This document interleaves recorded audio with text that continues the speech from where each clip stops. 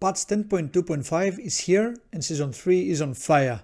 Havoc DH is performing really well in Mythic Plus, and that's why the competition is fierce. In this guide, I summarized everything that helped me push past 3.4k and that you can use to stand out, my Elidary brothers and sisters. Hello everyone, and welcome to the Felfire Gaze channel. If you enjoy the content, comment, like and subscribe, and let's get into the video. Now that Season 3 has progressed for a while, we have a really good idea of what works best. We start with the talents, where we have the standard Ignition build that has been solidified throughout Season 3.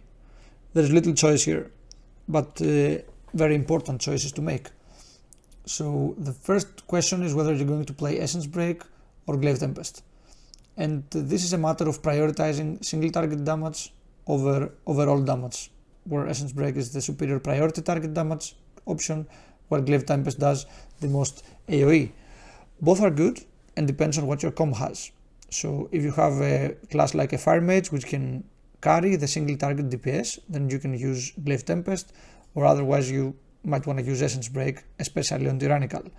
I tend to play Essence Break in most keys because I think priority damage is the most important thing in Mythic Plus. Now the second choice is whether you pick Deflecting Dance or Mortal Dance. So you always pick Deflecting Dance and only take Mortal Dance in Sanguine weeks like this one, where you will feel the survivability loss from Deflecting Dance, and you should be more careful and maybe even play a Versatility Flask to counteract that. And then we move on to the class tree, where there are some points that can be moved around. There are around 6 points. So the points related to fear, the Lich points, the points that lead to Will of the Elidary, Cage can be removed, and if you are very extreme you can even remove the extra range on Kick. So here you have these 6 points that you can spend as you wish, but there are some constraints. So you want to take Will of the Elidary, so you will need to either put 2 points in Infernal Armor or put 1 point in Lost in Darkness. So Infernal Armor is a very weak talent, and Lost in Darkness is a completely useless talent. So you either use 1 point for a completely useless talent or 2 points for a weak talent. And then you want to get to Consume Magic, which will lead to Fellblade and Aura of Pain. So you have to either pick Imprison or Charred Warblades. One of these two has to be picked. And in order to get to Charred Warblades, you have 2 options here. So we will see the main approach that many people take. So a most commonly used approach is to take Cage, to take Kick, put 1 point into Shattered Souls and 1 point into Lich here, and then use 2 points on Infernal Armor. This is a very common approach. You don't have fear, so you're missing out on crowd control, but you get the most healing output and damage output. So a different approach, which I like to take most of the time, is to remove the Infernal Armor. I don't think it's worth it. I prefer to go with Lost in Darkness, and then you also remove the Shattered Restoration and you go with 2 Sigil of Misery talents, because I think CC is more important, and I tend to go this route most of the time. Some people also like to use Felfire Haste down here, which I don't think is super valuable. It's better to just double jump and glide all the time instead of moving with your feet, if that makes sense. And yeah, these are the 2 main approaches for the class tree. It doesn't really matter what you pick here. And yeah, there is little choice. Like I said, the most important question is whether you pick Glaive Tempest or Essence Break, and the rest is up for grabs. Moving on, we will discuss stats and gearing. Stat priority is Critical Strike over Mastery, over Versatility, over Haste. But you need to consider that not too much of any stat is really good. The more you get from a stat, the less valuable it becomes. So you don't want a gear full stack with Critical Strike. You want a good balance with the stats. Now, you need to consider that Haste will come passively from some tier pieces and other high priority items, so you don't need to bother with Haste at all. You need to have a good mix of Critical, Mastery and Versatility. As a rule of thumb, I would say that no more than 55% Critical is necessary. When I am full buffed, I have around 50%. You consider that the talent Initiative will give you another 10%, so you go to 60%. Now, if you push high keys, versatility becomes more valuable, but more importantly, avoidance becomes the best stat. This will help you survive all the one-shot mechanics, all the AoEs, and it's extremely valuable. If you find a piece with avoidance, just take it. Now, what is the gear that will get you these stats?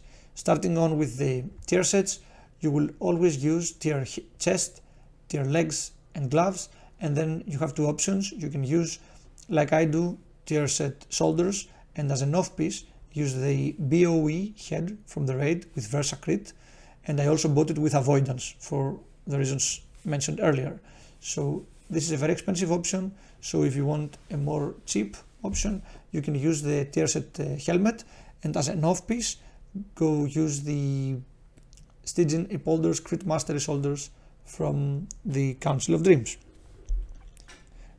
Now for embellishments, you want to use 2 blue silken linings and 1 alchemical flavor pocket.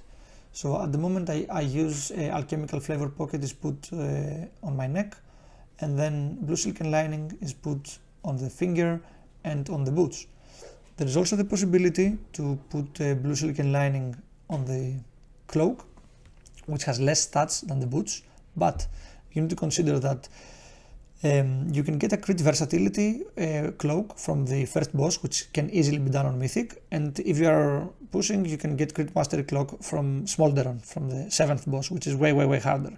But the only good boots that exist are from Tyndall, which is the pre-last boss, and it's extremely hard. So it's an easy thing to do, like craft the boots and you're fine, and try to get your cloak from Gnarlroot or Smolderon. Now for the weapons, you want double time, ideally from Dawn of the Infinite. We all know that weapon, we love and hate it. I have never seen it drop. It's a crit haste with time strike. You want 2 of those, ideally 489. A good alternative is Thorncaller Claw, and the more important thing is the item level than the item itself. So if you have a 489 Thorncaller Claw, you can use it over a 483 double time. But in an ideal world, you want 2 489 double times, and that's how you're going to do the max damage. I hope you were lucky with your vault, because I wasn't, and I'm still trying to get those double times. Now, an honorable mention is that there are other BOE items that are useful. There is a belt with crit mastery, and there is a finger with crit mastery. Those are very expensive as well. I have not bought them because I have a belt with avoidance and a finger with avoidance, and this is the most important thing. Maybe I could buy them with avoidance, but this would also be very expensive, and I'm good where I am. Now for the trinkets, you want 1 passive and 1 on use. So for the passive ones, Pips from Council is the best DPS option, and Emblem from Blackrock Hold is a very good defensive option because it has a lot of versatility. And if you push high keys, this starts getting way better. I was lucky to get it with Leech, so that's what I'm using right now. I don't have Mythic Pip. Mythic Pips is also very good, maybe the best trinket that you can get as a passive. Now as an alternative, you can use the Porcelainian Crab from Throne of the Tides or Oguri from the Primal Flame. These are not as good. The crab is decent, let's say. Oguri is kind of bad because it's really good on sealing target, but it scales very poor in cleave and in AoE. For the active ones, you can either use Witherbark's Branch or the Ashes of the Ember Soul. Witherbark's Branch on paper is the best choice, it does the most damage, but it's very annoying to pull off in Mythic Plus, so most people are using Ashes of the Ember Soul, and it's even better if you can get the Mythic one from Smolderon, which is kind of challenging. For enchants, of course for the head you want to use the new enchant from the raid. On the cloak you use avoidance, on the bracers you use avoidance, on the weapons you want 2 times Wafting Devotion, which helps a lot with the inertia momentum playstyle. Then on the belt you have the belt clasps, the armor kit on the legs, Watcher's Loam on the boots, and then you have a secondary stat on your rings depending on what you already have and what you want. I have Critical Strike at the moment, but you could have either Verse or Mastery depending on the stats you already have. Now as a final note, I would highly suggest that you play Night Elf. Shadow Melt is extremely important, it can save you from so many things. As I said earlier, we are squishy, and it will make your life easier, it will maybe save you keys, and you can also do the trick with Sigil of Misery and Shadow Melt, where you fear a target and you enter combat with it, and then your group moves along and skips the target, and then you shadow meld off and you drop threat. So it's like a small shroud of concealment that rogues have. You can use it to skip mobs as well. As a last part of this guide, I will demonstrate some combos that you are using with inertia and how to burst effectively. So we will see an essence break used with inertia, essence break without inertia. We will see a metamorphosis opener with every button on single target with essence break, a metamorphosis opener with every button on AoE, and then a metamorphosis opener with Glaive Tempest. We start with single target essence break with inertia. You Vengeful Retreat into I-Beam, into Fell Rush, essence break, Death Sweep, Annihilation, Annihilation. The second is essence break with inertia on AoE.